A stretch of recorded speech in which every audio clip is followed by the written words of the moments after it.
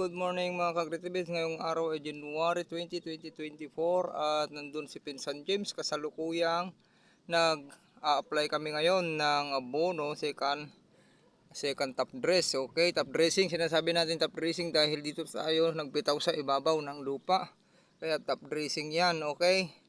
Ngayon yung binitaw natin ay medyo nagtipid tayo konti kasi meron naman tayong support na foliar na aggressive International Corporation na all-purpose organic soil and foliar spraying. Ayan, bali urea at 1620 lang, okay?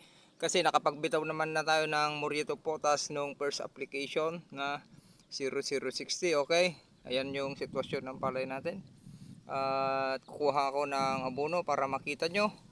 At ito i-upload natin ulit sa YouTube channel AgriTipid PH. Dudugtong natin sa videos natin kaninang umaga. Okay? Ngayong araw ay ika 16 days. Itong palay natin, ayan, nag-decide na tayo na magbitaw ng abono dahil nga naghahabol tayo ng sowi. Dahil lalo yung ayun, SL20H natin ay tinignan natin sa brochure na ay 110 days maturity lang pala. Kailangan makapagbitaw na tayo ulit ng mga sustansya. Okay, pause muna. Okay, nakikita nyo ba? Ito na yung binitaw natin. Makikita nyo kung may muriat o potas sana dyan. Kikita nyo ba? Kita nyo ba? Yan. Mayroon siyang kulay orange red. Nakita nyo? Hindi ko kasi makita. Nakakono. Okay, basta yan. Oh, kung nakikita nyo. Okay, ito ay 1620 0 at urea 1:1 yung linagay natin para sa pagsuwi, pagpahaba ng ugat yung purpose ng phosphate. Okay, kasama ng pagbulas yung pagbinat nyo natin yung nitrogen. Okay, alalahanin nyo magpatubig muna bago, ayan ganyan, dapat may tubig. Mag-abono, huwag kayong mag-abono na ulitin ko walang tubig mga ka-agri dahil sisingaw yung nitrogen. Sayang lang ina-apply ninyo. Yan, unahin ulit natin dito para nakapag-decide tayo na magbitaw na ng second top dress natin ngayon. Nandun ngayon si Pinsan James, at least tinulungan niya ako. May time tayo na iikot. Ayan, nakita na tayo ngayon at least may natira pa.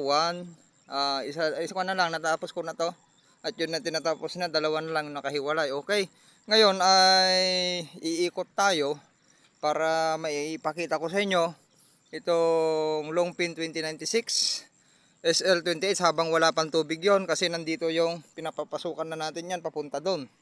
Ayan, tapos ito yung unang ito na yung palay natin. Tignan nyo gaano kaganda. At nag-videos tayo kanina pero madilim pa kasi nagharang tayo, maaga tayo dito, madilim pa kanina.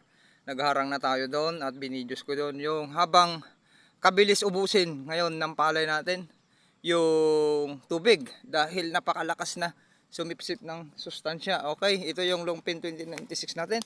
At ito, tignan nyo yung pure organic natin na ginagamitan lang natin ng produkto ng Agrisave International Corporation. Okay? Yung all-purpose organic foliar and soil spraying. Ayan, at least dito wala pang tubig, pinapapasukan na natin yan.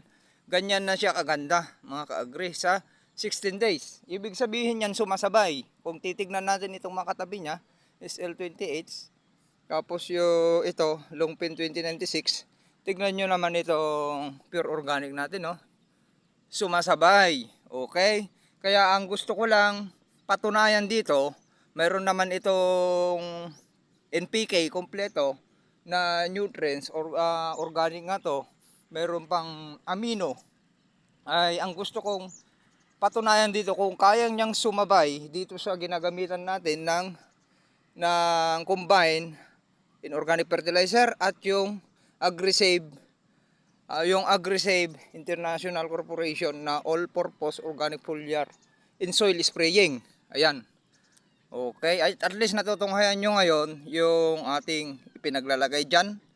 Pinapakita natin, i-details ko sa inyo para makita nyo kung nagkukwentuhang barbero lang ba tayo kung gaano ka-effective yung mga ginagamit natin yung para malis tayo sa gastos kaysa bili tayo ng bili. Yon mga microbial, bili tayo ng bili dyan, ay nasasayang lang dahil nga hindi natin maiwasan na gumamit ng lason. Kagaya ng mga minimix nyo dyan, mga tablets, at saka binibiling mga organic na liquid or minimixing. Tapos gumagamit naman kayo ng pamatay kohol. Nawawalan ng saysay po yan. Nagtatapon lang kayo ng pera. Sige, gumamit kayo sa land prep. Tapos bumanat kayo, ang purpose nyo paramihin yung microorganism at microbes. Tapos bumanat kayo ng lason, ano yung didinuloko nyo lang yung sarili ninyo. Anong kumita yung mga nagbebenta sa inyo? Yun yung gusto kong palabasin sa inyo. Kung maaari, iwasan yung gumamit ng mga ganyan or huwag na kayong bumili kasi nagsasayang lang kayo. Yun yung katotohanan dyan mga kagre. Dahil ang umepekto pa rin sa inyo yung abono na pinaglagay nyo kasi nga linason nyo naman yung mga microbes na yun yung purpose ng pinaglalagay nyo na binibili na microbial organic inoculant dyan or mga tablets na yan. Mga kagre na nakikita natin sa internet, Shopee. Okay, yan, pinakita ko na sa inyo. Tapos papasilip ko naman sa inyo itong SL28 natin. Ganyan na. Kabilis bumulas dahil nga ito, ang protocol natin nandun sa group chat. Ilinatag ko na doon mula pagpili ng bini, seed preparation. Mas maganda pa sana ito, SL28 kung walang seed preparation. Buti yung pamamaraan natin ng seed preparation ay nagpapalutang tayo para mawala yan at dinidisinfect natin. Okay, at least mawala man konti, mawala yung mga bakterya dyan at fungus na nakakapit sa binhi. Kaya ginagawa natin yun. Okay, dito naman sa unang pinitak, ito yung pure organic natin. Tignan nyo, remember 16 days. Sabi ko sa inyo, binagyan ko kayo ng palaso, 20 days, wala na kayong makitang espasyo. Diyan, tignan natin kung nagkukwentuhang barbero tayo. Yan naman yung SL28 na harap. Yan, marami ng tubig Sasagarin natin ngayon kasi 2 days yan, ubos yung tubig na yan. At least nakababa na yung ibibitaw natin mamaya. Nabuno, abangan nyo na naman sa YouTube channel, Agritipid PH. Okay, sa mga gustong magpa-add, PM nyo lang ako sa Facebook account, April Banal Sugi. Tapos yung mga kasamahan natin na magagaling na mga farmers din. Okay, kahit nasa ibang bansa sila ay kaya nilang magsaka at umani ng maganda. Ito naman yung na late. Ito na yung pinakahuling itinanim natin. Pansinin nyo, hindi pa, pansinin nyo yung dahon, hindi pa yung parang naging sibuyas. Yun, yung nakaganyan kasi kabilis na yan maglabas ng sowi. Ibig sabihin pag ganyan pa, hindi pa naglalabas ng sowi yan, magsisimula pa lang. Ayan yung diferensya. Okay, nakita nyo na yung binungkal natin.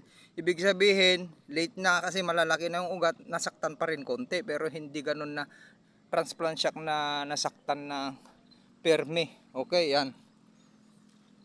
Okay, gusto nyo pumunta doon?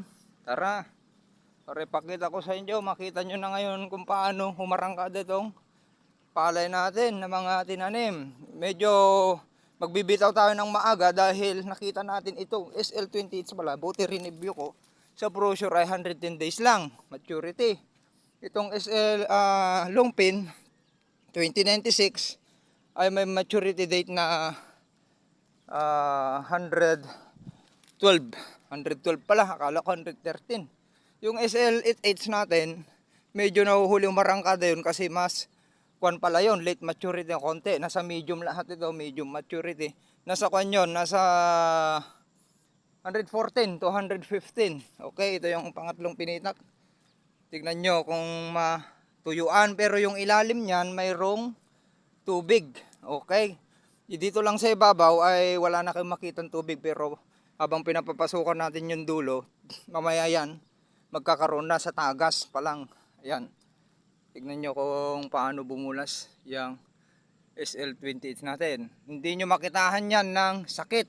Hindi pa tayo nag-insecticide dahil wala naman tayo makita na insekto dyan habang naguhulip tayo. At mapapansin natin, unang mapapansin natin kasi dyan, yung mga migratory bird, hindi pumupunta sa sakahan natin mga ka-agri. Kundi nandyan lang sa mga katabi natin, yan mga naninilaw na nakapagbitaw na rin ng abono, nandyan sila. Ibig sabihin, Kung nasaan yung ibon, nandun yung mga insekto na sisira sa inyong palay. Okay, sa protocol natin, maiwasan nating magbomba lahat yan.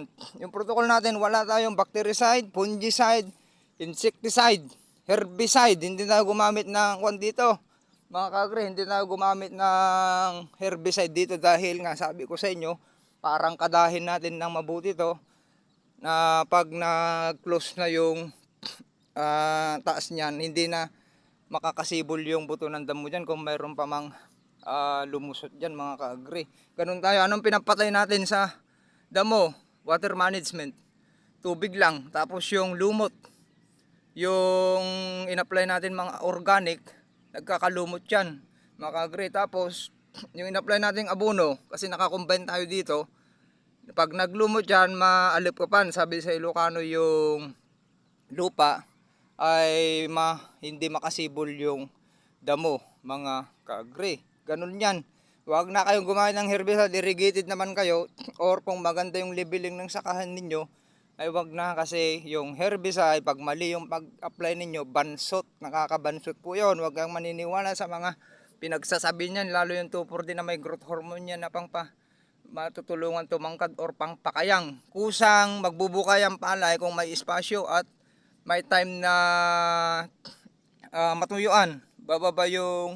Kung bumababa yung tubig, hahabulin ngayon ng hahabulin ng ugat yun mga ka-agri. Kaya yon ay lalalim yung ugat ng palay, tapos kakapal. Kung pag kumapal, nauna nating pag nauna nating napakapal yung ugat ng palay mga ka-agri, ay tignan nyo yon, kabilis yun maglabas ng sowi. Ayun yung una, kabilis maglabas ng sowi, kabilis tumangkad dahil lahat ng pinaglalagay yung mga organic man yan, synthetic man yan na pang support dyan sa palay para tumangkad, lahat ng hindi tayo nagsunog ng dayami, maaabot ng ugat yan, ay nag 2 times yan. Kung isang beses lang pagbinat ng palay nyo, hindi lang 2 to 3 times yan bibinat yan, kaya aabot yan hanggang dibdib. Kung talagang lalo pag sinuportahan yan ng ulan, wala kasing pag-ulan eh. Kung may ulan pa sana, ay tignan nyo kung paano bumulas yung ating palay mga agri. Okay, ito, nagpapapasok tayo ngayon, tignan nyo yung katabi natin, no? Naawa ko sa katabi natin dahil sa owner, dahil wala, sa punlaan yan nagkamali, hindi ginandahan yung punlaan yan. Nagpapapasok tayo dun sa dulo, yun na pag napapasukan natin yun, napuno yung dalawang pinitak dun, ay na, sakto naman na may tubig na to. Ayan yung palay natin dito, SL28 pa rin ito. Tapos yung nakahiwalay doon, yan mula dyan sa baba, Lungpin 2096 na yun. Ngayon ko lang ipapakita sa inyo ito. Ayan yung cross nya, tignan nyo ha. Yung pag ganun nya, halos wala na kayong makita pa diretso. Tapos itong cross ay parehas din yung makikita nyo. Oh, di ba? Ang kapal na. Ayan. Ang kuwan na lang natin dito, pag may sumibol man dyan, yung sigurado yung, kasi hindi pa na level talaga, totally na level itong lupa natin. Sa susunod siguro baka kayanin na ma-level, pati yung mga malalalim. Ang diniskartehan ko doon, idinidrain ko.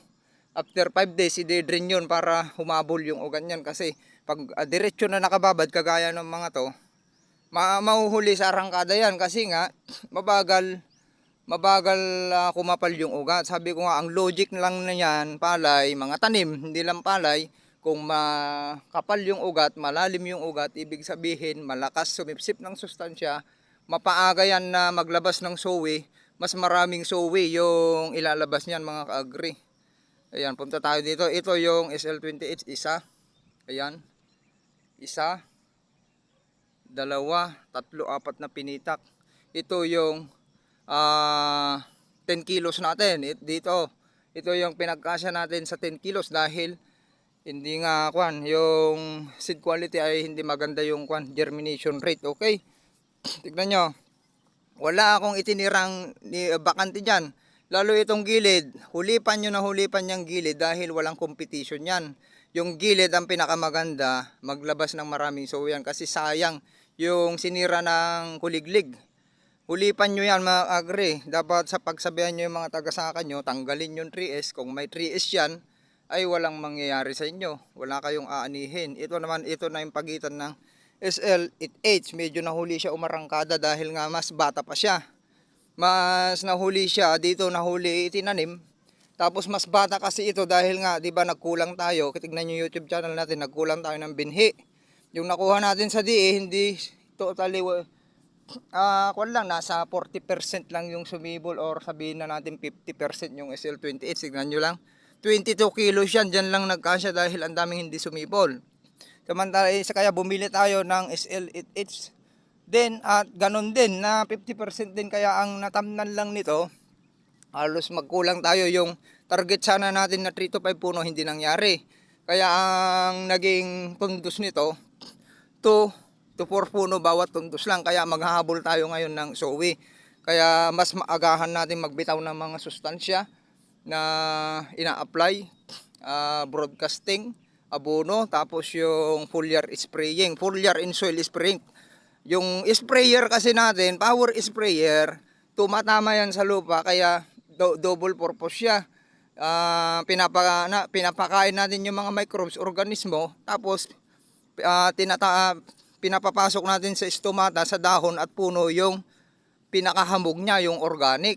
Pag nag-open yon ng morning, pag nagpulyar pala kayo mga ka-agri, pag nagpulyar spraying kayo, ay kailangan early in the morning or late in the afternoon. Huwag nyong hayaang tumaas na yung sikat ng araw kahit yung mga fungicide. Iwasan nyo dahil lalong masusunog yung dahon ng palay ninyo. Mainit. Pag uminit na, may nang laking epekto niyan, masisira yung dahon ng palay ninyo. Doon napapasok yung bakterya at fungus. Okay? Mayroon pa pala nagtanong sa group chat natin, yung nakita niya sa Google kasi nga nagre-research din ng mga yan, kung bakit daw pinuputol yung dahon ng punla bago itanim. Mayroon yun. Pero wag nyong gawin yun. Yan tips ko sa inyo. Wag nyong gawin yun kasi once nasugatan niyang palay, doon napapasok yung bakterya at fungus. Kaya mapapagastos kayo sa kagagamit ng fungicide at bactericide. Wag nyong gawin yun. Ginagawa yun dahil pag matanda na yung punla, mahirap hawakan, nakaganyan, nakabaluktot yung kanya, dahon niya. Kaya pinuputulan nila. Kaya wag nyong patandahin yung punla nyo. Kung mas matanda yung punla, mas kukunti yung ilalabas na kanyan, ilalabas na suwi dahil wala na, ilang araw na lang yung panahon niya para magsuwi. Kaya ang diskarte naman pag ganun, tumanda yung punla ninyo, ay pupog nyo na yung mas maraming puno na, gawin yung 5, pwede yon. Tapos pakainin nyo na agad yon. Huwag nyo nang patagalin kasi wala na kayong time para magpa-sowi. Dahil ang computation dyan, kailangan maparami yung sowi ninyo. Kahit pa maliit yung uhay, kukunting bilang kung nabawi nyo naman sa sowi, ay mas maganda. Mas madaling iani yung maraming sowi kaysa yung hinahabol mo lang yung mahabang uhay na kukunti yung sowi. Okay, medyo na late pa to. Yan, tignan nyo yung SL natin kasi nga mas bata pala to. SL8H natin, 114 days tapos mas bata ang naitanim. Nahuli natin ipinunla ito at nahuli din itinanim. Punta tayo dito. SL8H din ito, 3. 1, 2, 3. Pinitak, okay. Okay naman yung kwan. Ang diskarte pa ng ginagawa namin yan, instructan ko si Pinsan Jim ang pag-uhulip. Kasi nga mayroon silang tinundos na isa, pipilas na sa marami habang dinadaanan mo yan. Yung kanya, yung naguhulip kami ay lagyan na yung, makikita mo naman yung palay na nahihirapan na. Kailangan malagyan na kagaya nito. Ayan. Ayan, tinira ng kwanto, dapat mapalitan mamaya yan. Okay, ganun. Dapat palagi umiikot, tignan nyo yung water. Kailangan, alam nyo, may timing lahat yan. Ito yung kwan natin, gubat na. Tignan nyo, LP 20, buksan na natin to. Ganyan, ayan. Pag napuno natin ito, marami ng tubig. Lahat yan kasi mataas. Ito yung sinasabi ko sa inyo mga ka-agritipids, na in-improve ko na soil. Ayan, dati ito mabuhangin. Ayan. Tapos walang time na 12 o'clock na bago mainitan. Ibig sabihin kukulangin tayo ng sowi dito. walang sikat ng araw, solar radiation. At tignan nyo, yan pumapasok na. Tignan nyo yung soil. Nakita nyo kung paano magtrabaho. Ganyan natin in-improve yan, lalo't gumagamit tayo ng iniwasan natin ang chemicals. Tignan nyo, buhay na yung kuwan natin dito, yung lupa. Diba? Dami ng mga organismo. Tapos yung kulay ng lupa natin dito, kung pila, sabi sa iyo kung ano, matigas at mabuhangin dahil nga tabi ng ito, gubat ay na-improve na. Marami ng kwan yan. Maganda na yung kwan. May mga organic matter na. Maganda na yung cushion exchange capacity, CEC, at water holding capacity. Tapos yung pH ay napaganda natin. pH level na napaganda na natin. Okay? Ang kwan lang nito, madaling matuyuan. Kaya papasukan ulit natin ng tubig kasi tignan nyo, kalakas na magsuwi dito. Kung hindi natin pinabayaan to, makakahabol to. Kasi madaling matuyuan, basta bigyan natin na may sapat na sustansya. Ayan. Okay naman yung kapal niya. Kasi nga nahulipan na natin yung pa isa-isa. Nagdagdag tayo, unlike dito sa katabi natin. Ayan. Matigas ang lupa niyan. Okay. Tara. Ayan, nakikita nyo na lahat. Pinapakita ko na. Dalawa lang naman yung huhulipan at konti na yung huhulipan doon. Sakto mamaya, alas 8, punta tayo sa market, bibili ng abono. Tignan nyo na lang yung abono bibili natin. Magtitipid tayo kasi kulang yung budget ko. Wala akong pambili ng Morito Potas. Kaya ang nangyari doon, sinabi ko sa group chat, gagamitan ko na lang ng yung P at saka K na yan. Igagamit ko na lang sa foliar spraying. Doon ko na lang babawiin mga ka-agri. Okay? Ayan o, malaging babad. Yan yung sinasabi ko sa inyo, hindi maganda yung leveling dito banda. Mauhuli ito ngayon umarangkada dahil nakalubog. Okay? Tapos yung kuhuli to, may tumira na naman dito. Pulutin nyo. Hindi yung dadaan-daanan nyo lang. Lalaki. Para wala na kayong hulipan. Ayan. Ang lalaki oh. Pulutin nyo, wag nyo tanggalin yung tree. Sa pagpaparming ay sabi ko nga sa inyo, continuous learning process, hindi yung natapos ka nag-abono, hindi ka man na umikot, lalaki natapos kang magtabas, yan dapat malinis. Ayan, pulutin natin kasi. Yan, ito naman yung longpin. Ito yung pangalawa, maganda yung pagkakon dito. Dito medyo malayo kasi bininat na dito sa gubat. Tapos dito maganda yung pagkatanim dito, yung pangalawang pinitak. Ganon din dati ito yung soil nito kasi mataas na bahagi itong dalawa. Okay. Aba ng videos natin. Abangan nyo sa YouTube channel natin ito, AgriTipid PH. Ayan. Tignan nyo. Pangit natin. Ayan. Tapos ito, punta natin dun. Ayan, bato natin dun kaysa ipunta natin dito yan, wala rin, babalik lang. Kasi ito gumagapang ng gabi. Pag malamig yung panahon, itya natin dun. Ayan, dun si Pinsan James. At least may kasama na tayo na naghuhulip. Ang dami kong hinulipan. Ang natira lang 4 na pinitak. Busy rin kasi yan, agree. May mga alaga. At least nakita niya naghuhulip tayo, tumulong, may nagkusa. Kasama natin yan magsaka, tulong natin sa kanya. Okay, kung maraming ani, magbe-benefits din siya. Ayan, pansin nyo pati gilid, tinira ng kanyan, dinoble natin. Ayan, ito naman yung isara na natin to kasi malalim ulit yan. Sabi ko nga sa inyo, ayan, mga malalalim na porsyon ay dapat ma-improve sa susunod para makapag-sowi. Yan, ipakita ko sa inyo, hindi natin tatago para maaralan kayo mga ka-agri. Lahat ng nakababad sa tubig ay mahirapang mag-sowi dahil nga yan ay pag binunot mo hindi pa nakalayo yung ugat. Kasi walang time na matuyuan, hahabol na lang yan mga 30 days.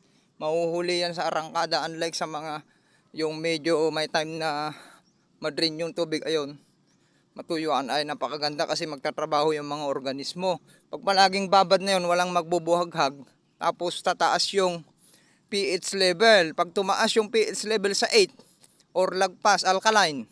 Pag naging alkaline yan, ayaw ng palay yan. Yan, pag-usapan pala natin yung pH level ng lupa para sa palay. Ang gusto ng palay sa vegetative stage ay 6 to 7 lang. Yung gusto yan dyan, sa pinsan dyan naguhulip. 6 to 7 lang. Pagpunta sa reproductive stage, parang tao yan, yung tao ay pag naglilihi ay gusto niyang magpapahanap yan ng maasim. Ganun din sa palay, parang tao, maghahanap yan ng maasim. Kaya para maibaba natin, kasi sa reproductive, kailangan na yan ng palay nasa 6 to 5 pH level. Yan, maglalaro ka sa 6 to 5, punta mo sa 6, yun na pinakamaganda. Tapos, ulitin ko, vegetative is 6 to 7. Pag sobrang alkaline, ano ang disadvantage nun? Mahihirapan niyang palay na humaba yung ugat.